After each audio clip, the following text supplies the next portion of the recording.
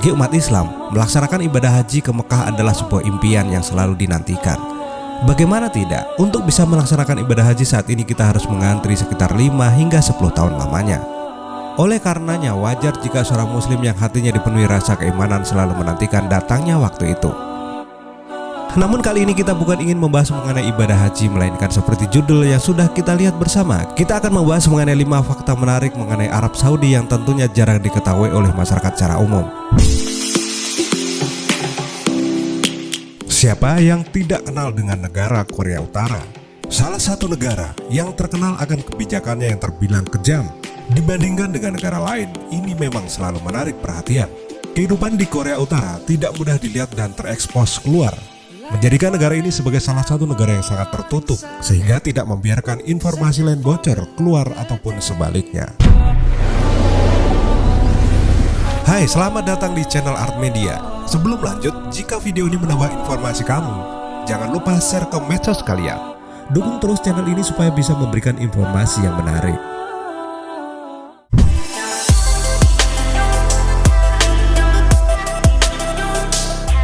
Jalan tol di Saudi Arabia. Jika di Indonesia untuk memasuki tol kita dibebani dengan biaya masuk tol, berbeda halnya dengan Saudi Arabia, karena seluruh jalan di tol negara tersebut telah digratiskan alias tidak dipungut biaya sedikit pun, dan pembangunan jalan tol di Saudi Arabia pun tidak diambil dari pajak kendaraan. Acara pernikahan. Pada umumnya pesta pernikahan yang dilangsungkan masyarakat Indonesia digelar di sebuah tempat di mana pengunjung pria dan wanita berada pada satu tempat yang sama. Namun berbeda dengan negara Arab Saudi, di mana pesta pernikahan akan digelar secara terpisah antara tamu wanita dengan tamu pria. Tidak ada uang parkir. Mana-mana tukang parkir, Bang. Saya datang abang ada, saya pergi abang ada. Jangan tiba-tiba nongol. Mana gua tahu lu mau datang. Siapa di sini yang tidak kesal dengan sistem parkir di Indonesia? Saat kita datang tidak ada siapapun di tempat parkir. Namun saat kita hendak keluar, si penjaga parkir nongol bak makhluk gaib secara tiba-tiba tanpa terdeteksi sedikit pun.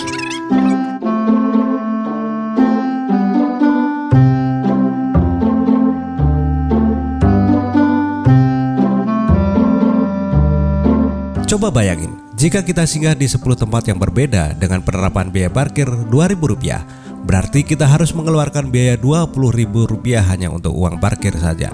Sedangkan di negara Arab Saudi tidak ada pungutan retribusi parkir di seluruh jalanan yang ada. Tidak memiliki sungai. Arab Saudi memiliki luas wilayah sekitar 2.150.000 km. Dan sebagian besar wilayah dari negara tersebut adalah hamparan gurun pasir. Jangan harap bisa menemukan sungai di Arab Saudi, karena negara ini adalah negara terbesar di dunia yang tidak memiliki satu buah sungai pun di dalamnya. Tidak ada rumah ibadah selain masjid. Sama halnya seperti sungai, kamu tidak akan pernah menemukan rumah ibadah agama lain selain rumah ibadah penganut agama Islam. Karena pihak pemerintah Arab Saudi tidak memberikan perizinan untuk membangun rumah ibadah selain masjid saja. Bahkan tidak hanya itu, perayaan atau hari besar keagamaan di negara itu hanya ada 2, yaitu Idul Fitri dan Idul Adha. Berbeda dengan Indonesia yang memiliki hari besar agama Islam lebih dari 2 seperti Idul Fitri, Idul Adha, Maulid Nabi, Isra Miraj, Nurul Quran, dan lain-lain.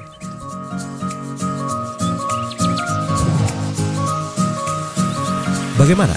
Sudah tahukah sekarang terlepas dari beberapa fakta di atas, kita patut bersyukur karena masih tinggal di sebuah negara yang aman dan jauh dari peperangan.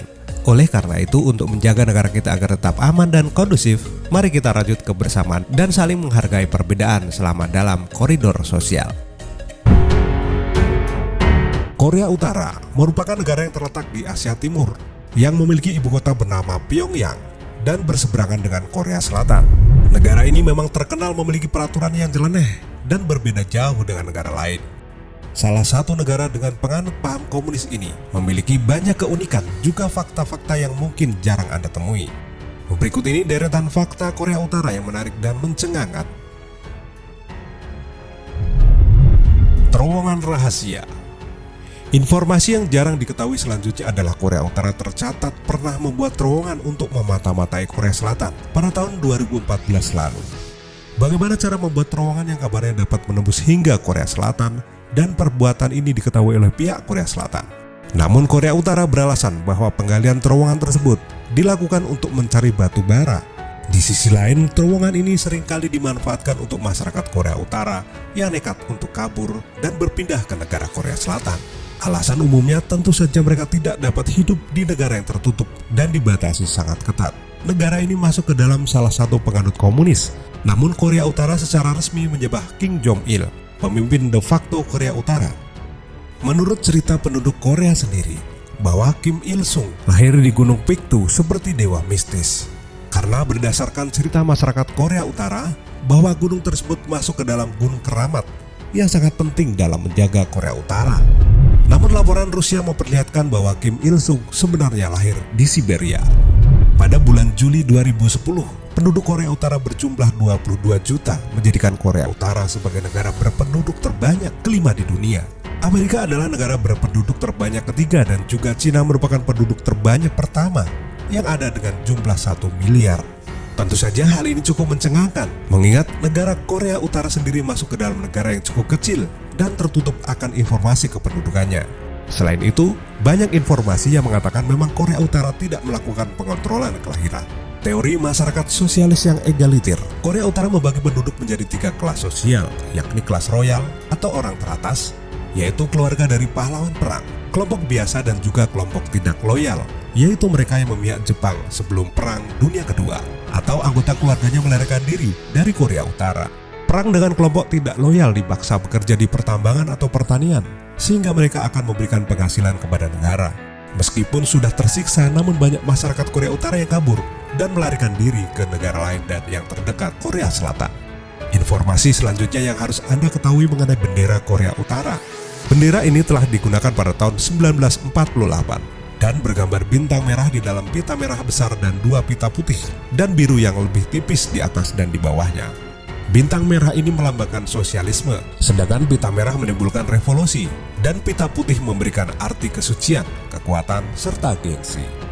Untuk pita biru melambangkan kedaulatan, perdamaian, serta persahabatan. Bendera Korea Utara termasuk salah satu bendera yang berkibar di setiap sudut di negaranya, sehingga Anda sangat mudah melihat bendera Korea Utara dikibarkan di seluruh negara tersebut. Mata uang dari Korea Utara adalah won, dari yuan Cina dan yen Jepang. Hal ini digunakan dalam usaha mengontrol pasar swasta. Pada tahun 2009, Korea Utara menilai ulang uang dengan uang kertas ribuan menjadi uang kertas 10 won dan membatasi ketat jumlah mata uang lama yang akan digunakan. Gerakan ini ternyata efektif untuk merusak banyak rekening tabungan orang. Namun di sisi lain, Korea Utara juga mencoba untuk menyeimbangkan keuangan yang mereka miliki. Korea Utara juga memiliki sumber daya yang cukup banyak. Jika Anda sedang berkunjung ke Korea Utara, maka jangan harap Anda bisa bersuah foto dengan santai atau memfoto berbagai area dengan menggunakan kamera video. Sebab jika Anda ketahuan mengambil foto tanpa izin dari pihak yang bersangkutan, maka Anda akan dijatuhi dengan hukuman yang cukup berat dari Korea Utara sendiri. Korea Utara termasuk salah satu negara yang tidak sembarangan membiarkan negaranya terekspos di dunia luar. Sehingga mereka datang berkunjung ke Korea Utara dilarang untuk mengambil foto dan juga mengambil video, terutama mengabadikan berbagai kegiatan masyarakat Korea atau pemerintahnya. Jika Anda tinggal di Korea Utara, maka tidak boleh bebas mengganti rambut sesuai seperti yang ada di Indonesia. Anda hanya bisa memilih satu dari 28 model rambut yang ada dan yang disediakan. Umumnya model rambut yang banyak diberikan seperti halnya bentuk model rambut presiden mereka, yaitu Kim Jong-un. Di sisi lain, para pemangkas rambut juga tidak boleh sembarangan membentuk atau membuat model terbaru untuk masyarakat.